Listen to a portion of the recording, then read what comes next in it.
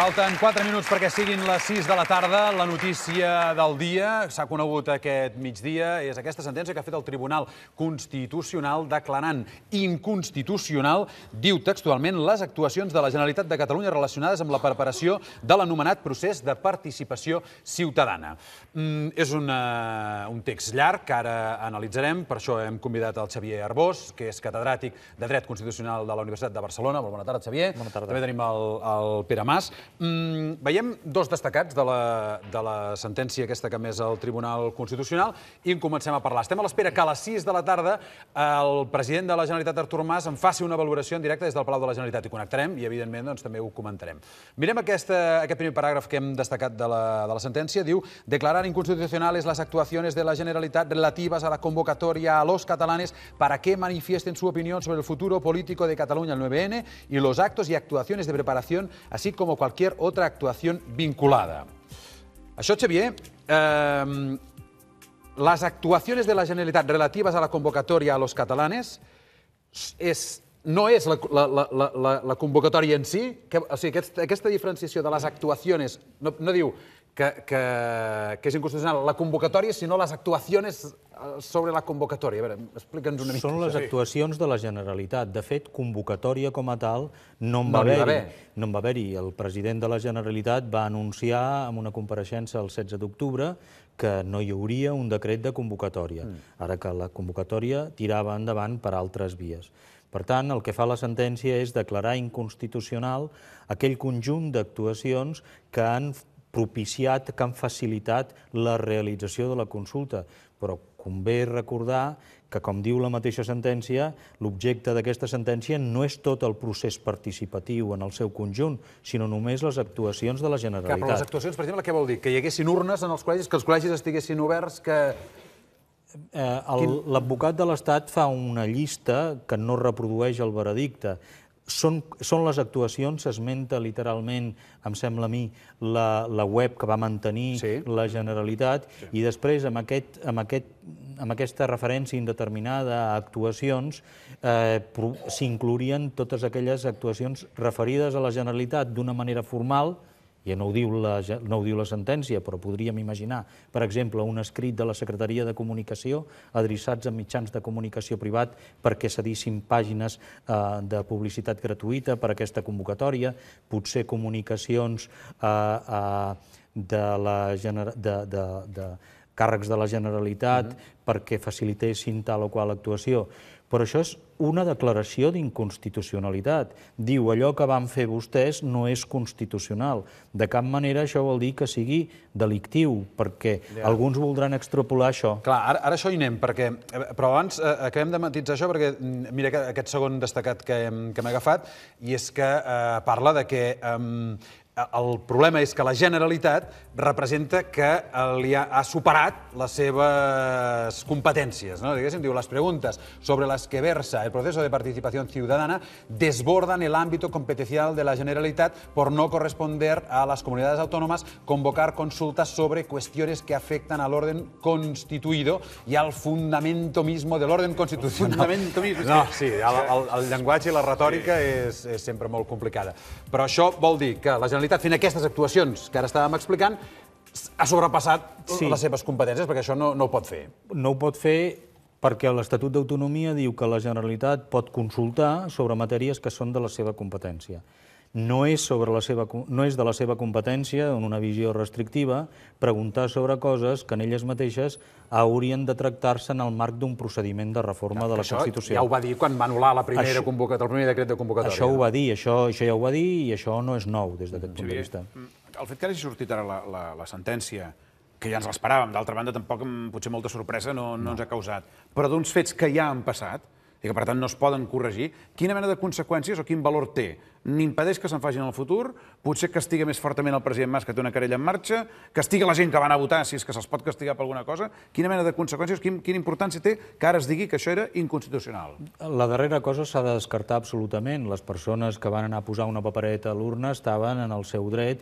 Ningú ha posat una denúncia a les persones que ho van fer. Ningú ha impugnat l'exercici d'aquest dret de participació política. El que s'ha impugnat és una actuació administració de la Generalitat que desborden les seves competències. Llavors, per què surt ara? Perquè recordem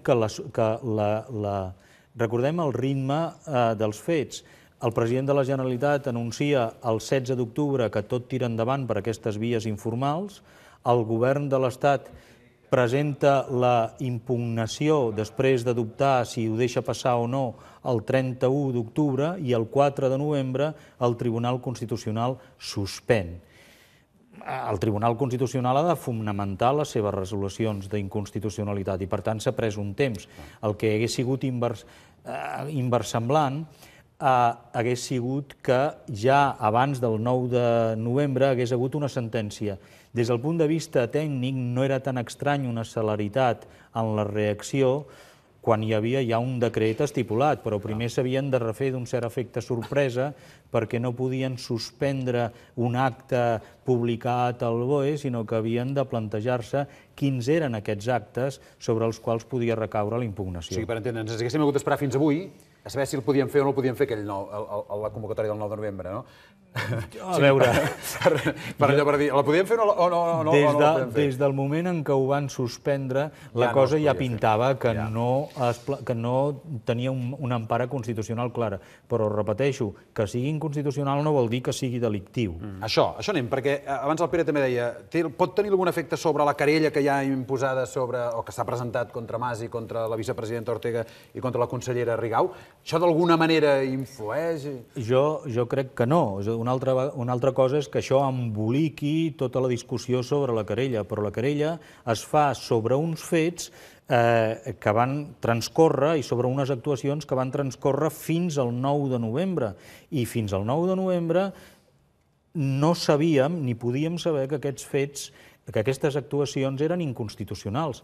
L'única cosa que va fer la Generalitat, i Déu-n'hi-do, va ser actuar amb una consulta suspesa, amb unes actuacions que estaven suspeses explícitament, però que aquestes actuacions fossin o no fossin des del punt de vista jurídic inconstitucionals ho sabem avui. Per tant, s'ha de projectar tot plegat, com fa la querella, que és dubtosa, sobre una situació en la que l'única cosa que teníem és una suspensió. No hi havia ni un mandat que es pogués desobeir i altres aspectes s'han de discutir, però no és una querella que es presenti per actuacions inconstitucionals. No ho eren pas d'inconstitucionals, ho sabem avui que són inconstitucionals. Xavier, tu t'has llegit aquestes 25 o 26 pàgines de totxo de la sentència, que per cert, si els nostres espectadors se la volen llegir, si algú s'avorreix a casa, estan penjades íntegrament al web del 324.cat. En aquesta argumentació jurídica, que hi ha en aquestes 25 pàgines, es diu alguna cosa novedosa en relació a l'anterior suspensió o segueixen la cançó de sempre que és vosaltres no podeu organitzar un referèndum sobre una qüestió que no en teniu competències? Jo crec que no diu res de nou, referma, com tu apuntaves, la doctrina que s'havia plantejat abans sobre coses que no es poden preguntar i, de fet, aquí la particularitat, si es vol tècnica, és que diu jo l'única cosa que tracto ara és si tenen o no tenen competència. Ja vam dir que que el decret del 27 de setembre no podia fer-se perquè era en realitat un referèndum encobert, ho estic simplificant. Ara, realment, no diu grans coses noves, la recorda i compon un panorama d'una jurisprudència que afecta certament el procés, però el procés en la mesura que és un exercici o pretén ser un exercici de participació política i fixa uns límits molt restrictius, al meu parer, al dret de participació política. Aquesta sentència del Tribunal Constitucional respon a una denúncia de l'advocat de l'Estat. L'advocat de l'Estat actua sota les instruccions del govern. D'acord. Mira, ara veiem ja que el president de la Generalitat, Artur Mas, és a punt de començar aquesta compareixença. Per tant, l'escoltarem en directe. Sabeu que l'objecte de la convocatòria que fem aquesta tarda aquí al Palau de la Generalitat és per fer una valoració d'aquesta recent sentència del Tribunal Constitucional sobre el procés participatiu del passat 9 de novembre, de l'any passat, concretament del 2014. Voldria fer aquesta valoració resumidament abordant 4 o 5 grans qüestions. La primera, com a recordatori, perquè no ens despistem sobre el per què vàrem arribar en aquell 9 de novembre i de la manera que hi vàrem arribar, com a recordatori és com hi vàrem arribar en aquell 9 de novembre. que és el que ara el Tribunal Constitucional resol després dels recursos presentats pel govern central. Com hi vàrem arribar en aquell 9 de novembre? Doncs hi vàrem arribar després d'haver donat una sèrie de passes que ara convé recordar. La primera és després d'unes eleccions anticipades al Parlament de Catalunya, del 25 de novembre de l'any 2012, que jo mateix vaig anticipar en aquell moment i que, com recordareu, tenien com a eix central aquelles eleccions el concepte del dret a decidir i, per tant, l'organització d'una consulta sobre el futur polític de Catalunya. Parlo de novembre del 2012, ara farà 3 anys. Recordeu també que en aquelles eleccions hi va haver 2/3, com a mínim, del Parlament de Catalunya favorables al dret a decidir i a l'organització d'una consulta. 2/3, no és una majoria menor, una majoria, per tant, molt àmplia.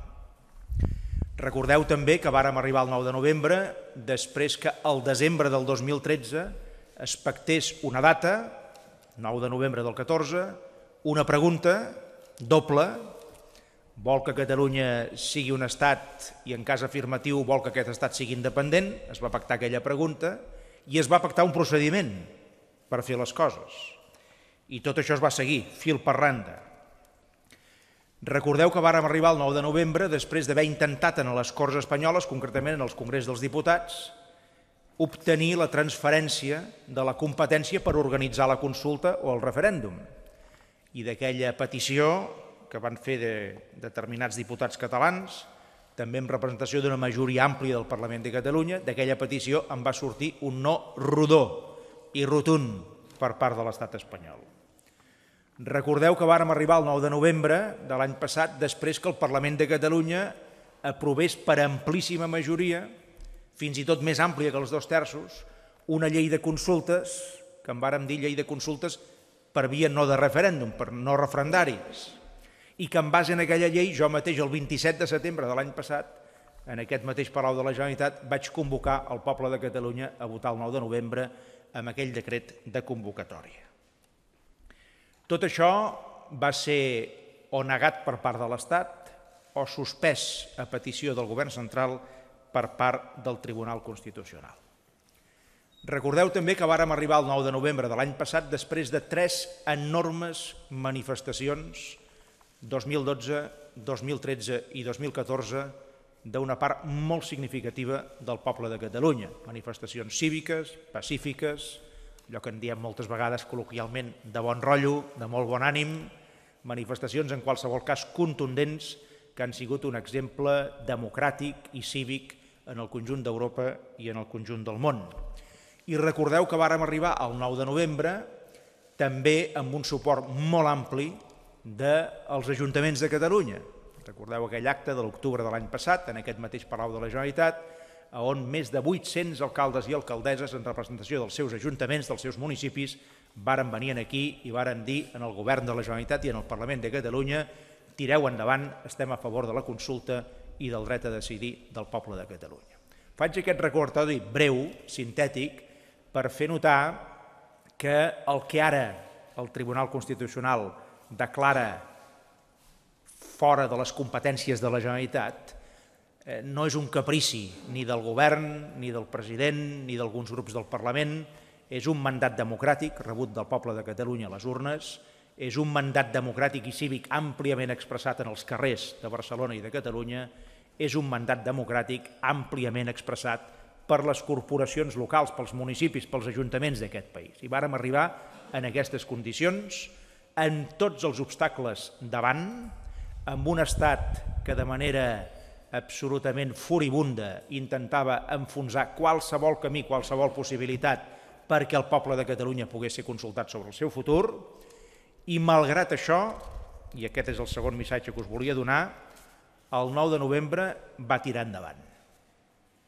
El 9 de novembre va tirar endavant, es va fer, i ara, i poc o molt, el Tribunal Constitucional també ho acaba manifestant amb llenguatge jurídic, aquest 9 de novembre no es pot ni anul·lar ni esborrar.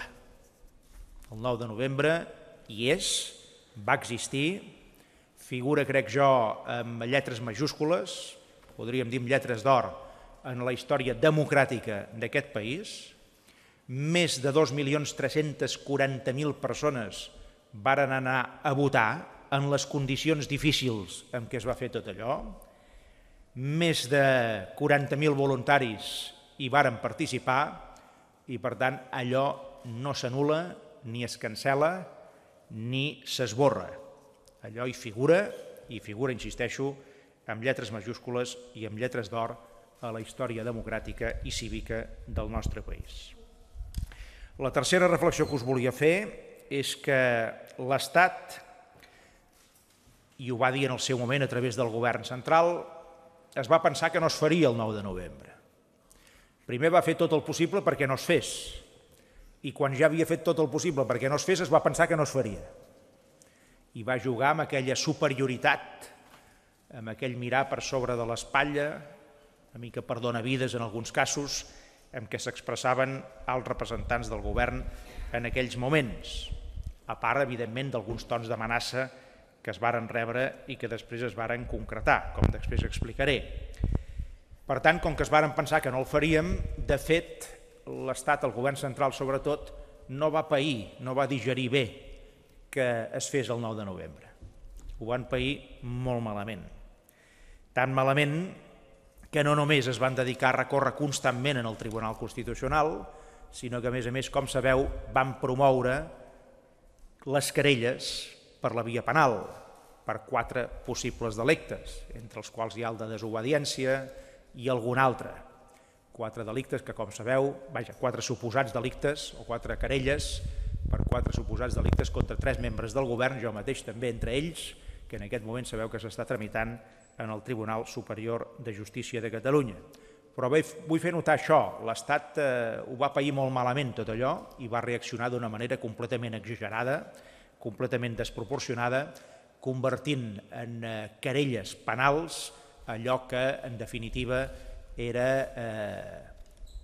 una operació purament democràtica, purament de consulta, purament de conèixer l'opinió de la ciutadania catalana, d'aquella que es volgués expressar sobre el futur polític del nostre país.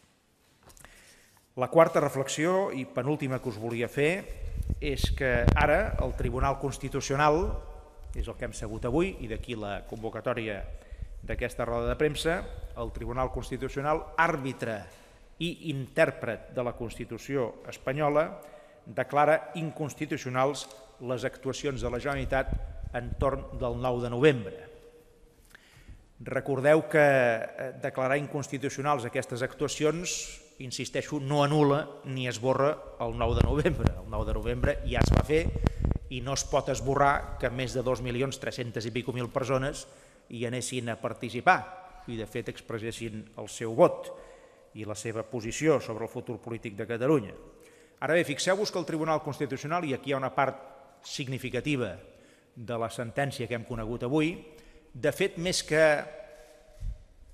parlar sobre el procediment o més que jutjar el procediment que es va seguir, que de fet no s'hi fica en com es va organitzar, de fet el que qüestiona és la pregunta. El Tribunal Constitucional el que ens ve a dir és: la Generalitat de Catalunya no pot preguntar sobre el futur polític de Catalunya en els termes que ho va fer el passat dia 9 de novembre. Per tant, el Tribunal Constitucional ens diu que la Generalitat de Catalunya no pot preguntar, estic parlant de preguntar, no d'executar actes definitius. La Generalitat de Catalunya, segons el Tribunal Constitucional, intèrpret i àrbit de la Constitució, no pot preguntar a la ciutadania de Catalunya si volen un estat per Catalunya i, en cas afirmatiu, si volen que aquest estat sigui independent.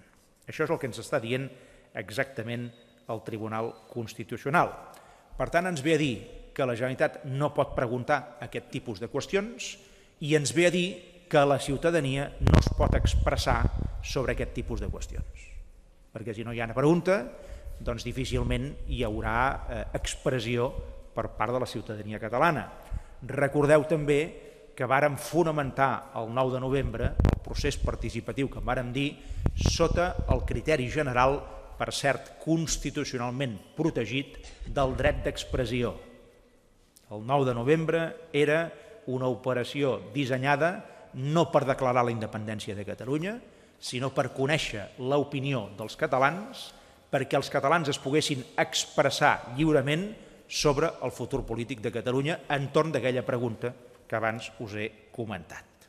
Què ens diu el Tribunal Constitucional? Doncs que no ho podem preguntar i que, per tant, el poble de Catalunya no es pot expressar en aquest sentit a través d'un procés com el que vàrem dissenyar en aquell moment. Conclusió d'aquesta reflexió que us feia. La Constitució espanyola s'ha convertit 37 anys després de ser aprovada, i subratllo els 37 anys perquè és més d'una generació, la Constitució espanyola s'ha convertit en un cul de sac per les aspiracions d'una part molt important del poble de Catalunya.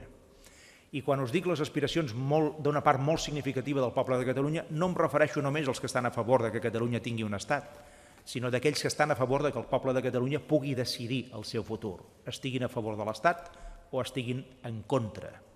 Per tant, el Tribunal Constitucional ens està dient que, com que això no es pot preguntar, doncs la conclusió és molt evident, no?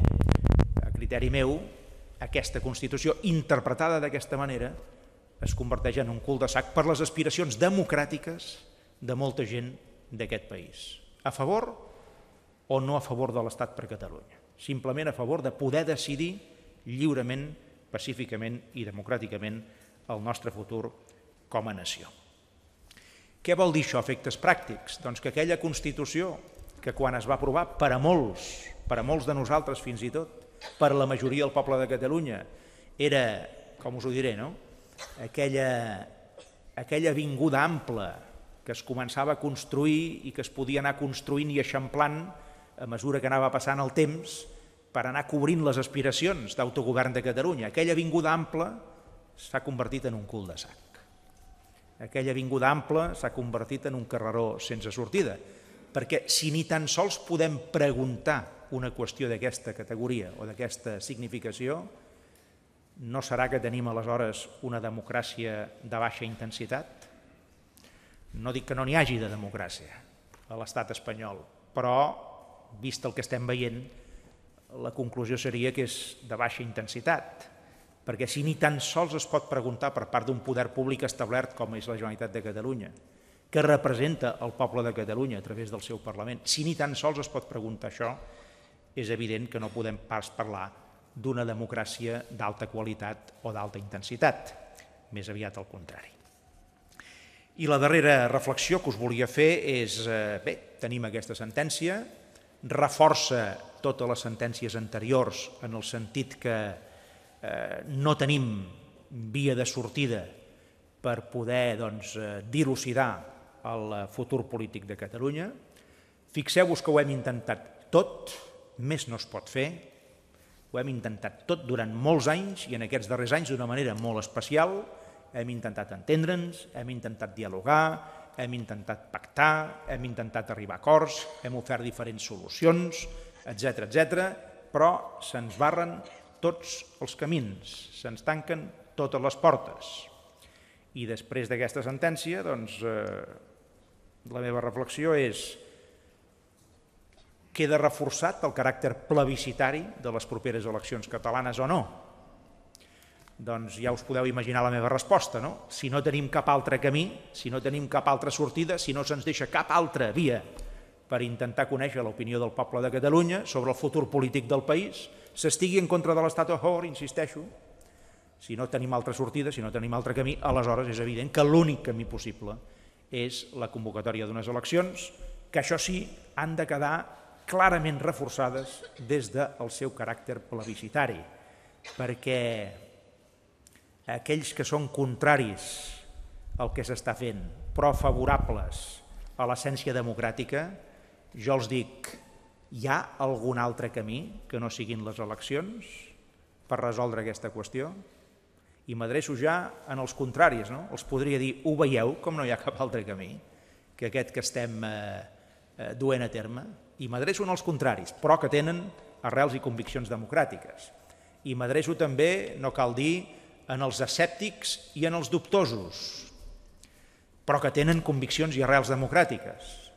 Ho veieu com no hi ha cap altre camí que promoure unes eleccions per intentar resoldre aquesta qüestió central que una part molt important de la ciutadania de Catalunya vol resoldre, en un sentit o en un altre. Això cadascú lliurement decidirà el sentit del seu vot, però és evident que no tenim cap altre camí que aquest que hem dissenyat, que és convocar el poble de Catalunya amb unes eleccions i reforçar, i aquí insisteixo molt, allò que justifica aquestes eleccions, que és el seu caràcter plebiscitari entorn del futur polític del país. Hi ha algunes formacions polítiques catalanes que volen transformar aquestes eleccions en una altra cosa. I per això ja hi ha les eleccions que toquen cada 4 anys. Però aquestes es convoquen precisament per això, perquè no tenim cap altre camí per conèixer l'opinió del poble de Catalunya sobre el futur polític del país i per exercir el seu dret a decidir. També faig una crida en aquest sentit en els partits favorables al dret a decidir i a la sobirania de Catalunya. Una crida en el sentit de reforçar aquest caràcter plebiscitari.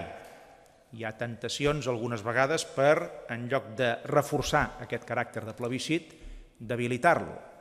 I això, després d'aquesta sentència, tenim una nova evidència que, com que no tenim cap altre camí, ni cap altra sortida, ni cap altra via, ens toca utilitzar aquesta i ens toca utilitzar-la en el millor sentit del que volen dir unes eleccions que han de dilucidar precisament, han de resoldre precisament aquesta qüestió, el futur polític de Catalunya, que no hem pogut resoldre, malgrat la nostra reiterada voluntat, d'una altra manera, com en aquest moment ens confirma el Tribunal Constitucional.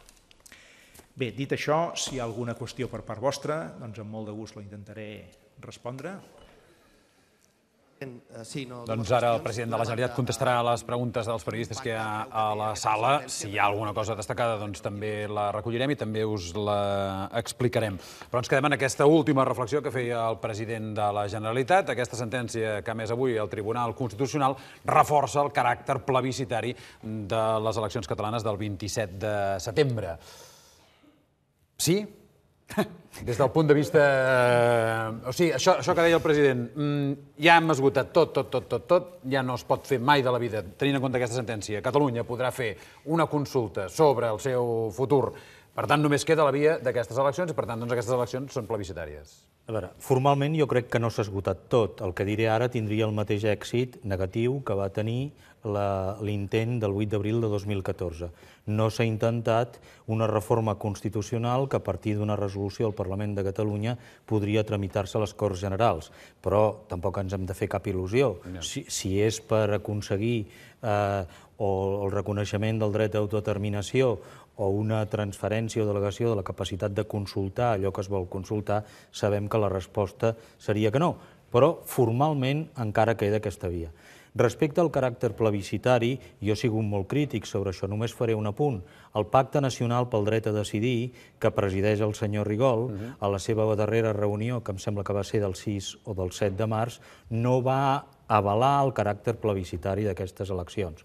A partir d'aquí, naturalment, tot és discutible políticament, faltaria més, però jo em limito a deixar això sobre la taula. Si permets, dues interpretacions d'urgència. Una, la impugnació global que fa el president Mas de la Constitució espanyola. Quan diu aquesta Constitució, 37 anys després, s'ha convertit en un cul de sac, és ja ho hem intentat tot, però jo crec que hi ha una impugnació que, venint d'un partit d'ordre, i allò que diem la revolta de les corbates, per entendre'ns, té el seu valor polític. Ja ho havia suggerit el president, però és molt taxatiu en això. L'altre, hi ha un missatge als seus socis de coalició. O sigui, quan diu ho veieu com no hi ha cap altre camí? Hem d'oblidar o no hem d'oblidar que aquest diumenge hi ha la famosa votació a Unió Democràtica de Catalunya per decidir si accepten el full de ruta proposat per la direcció, que justament els més independentistes del partit hi estan en contra. Jo crec que part d'aquesta interpretació també l'hem de tenir amb aquesta clau. I, evidentment, a 100 dies que estem o 110 dies que deuen quedar per les eleccions plebiscitàries, podríem dir, no és el primer acte de campanya electoral, però gairebé que el tret de sortida ja ha estat donat, diguéssim, i l'argumentació ja està vestida. Sí, sí. Bueno, jo m'atreveixo, vull dir, tu parles de Constitució, si em permets... són dues coses diferents. I afegeixo un punt d'interpretació. Continua el president Mas fent aquesta valoració, però també ha valorat aquesta sentència. El govern central ho ha fet la vicepresidenta Soraya Sáenz de Santamaría amb aquestes paraules. Esta sentencia lo que viene a decir es que esas actuaciones son contrarias a la Constitución y contrarias a derecho. Ahora los tribunales ordinarios tendrán que enjuiciar esas conductas con arreglo al Código Penal con absoluta independencia. Nosotros ahí en ese procedimiento no entramos. Lo que dice este procedimiento es que todas las actuaciones previas a legales que se llevaron a cabo para la convocatoria de ese proceso, llamémosle como queramos, son absolutamente contrarias a la Constitución. Abans parlàvem de quines conseqüències podia tenir aquesta sentència. Aquí la vicepresidenta apunta ara seran los tribunales ordinarios quienes tendrán que decidir. Què vol dir això? Vol dir que, com és natural i comprensible, fins a un cert punt, aprofita aquesta sentència per reforçar la tesi de la Fiscalia en la querella que van presentar contra el president Mas, la consellera Rigau i la vicepresidenta Ortega. Però, en realitat, insisteixo, la querella és una altra cosa. La querella és l'atribució de la comissió de determinats delictes. I una cosa és allò que és inconstitucional, que sabem avui, i l'altra cosa és allò que és delictiu. I que allò que és delictiu s'ha de dilucidar en funció de les circumstàncies dels fets en concret. I aquestes circumstàncies són prèvies a la declaració d'inconstitucionalitat. La querella té la seva viabilitat i les seves febleses que ja coneixíem, però al meu parer aquesta sentència no afegeix res directament a la querella. Evidentment reforça els ànims d'aquells que tenen ganes que aquesta querella acabi en condemna i reforça una mica la posició moral, com acabem de veure per part del president. Li puc preguntar una cosa? Tu ets especialista en dret constitucional, no ets penalista, que és del que va la querella del president Mas, però ara que hem tret una mica la querella per aquí al mig i hem vist com la justícia espanyola de vegades ha tingut unes velocitats sorprenentment accelerades, com ha passat amb el cas Neymar, per exemple, hi ha algun mecanisme de la querella penal que hi ha contra el president Mas, que no sé exactament en quin punt es troba, que pugui fer que abans del 27 no es pugui presentar a les eleccions? Algun pas relacionat amb... O sigui, que l'as sota la màniga que es pugui treure algú sigui impossibilitar que el president Mas encapçali la llista, la del president, la de Convergència, com es digui? Jo ho dubtaria, però deixeu-me recordar una broma que es fa en relació a les sentències, que consisteix en la següent. Es diu que els mals advocats retarden les sentències amb els seus procediments. Els bons advocats les dilaten fins l'eternitat.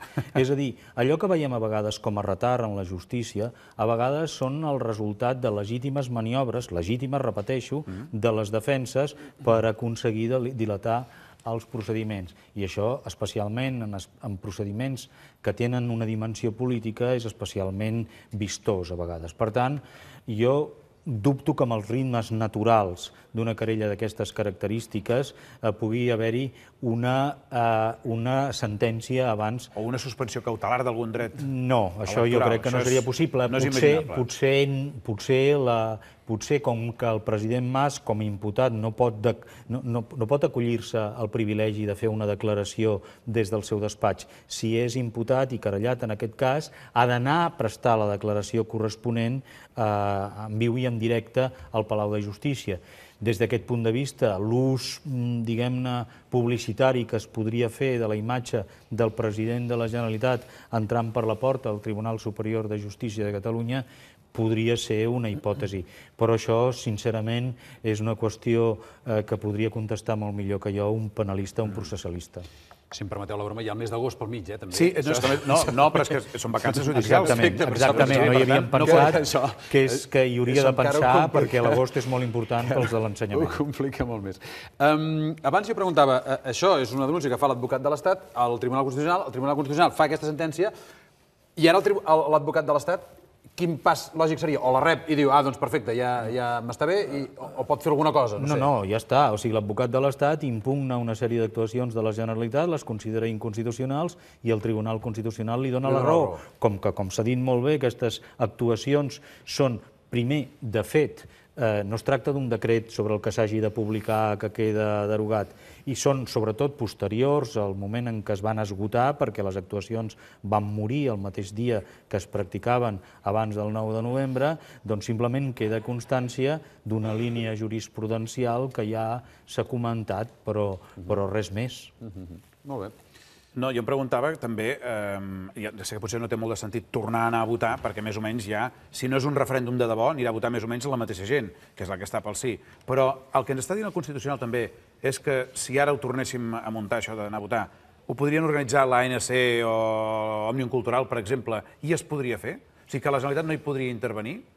O sigui, que algú pot preguntar sobre la independència de Catalunya, però no la Generalitat? No. Algú que no sabem qui és. A veure, hi ha coses que el Tribunal Constitucional, no en relació només el 9 de novembre, sinó ja des del 2008, el Tribunal Constitucional ha dit que hi ha coses que ningú no pot preguntar.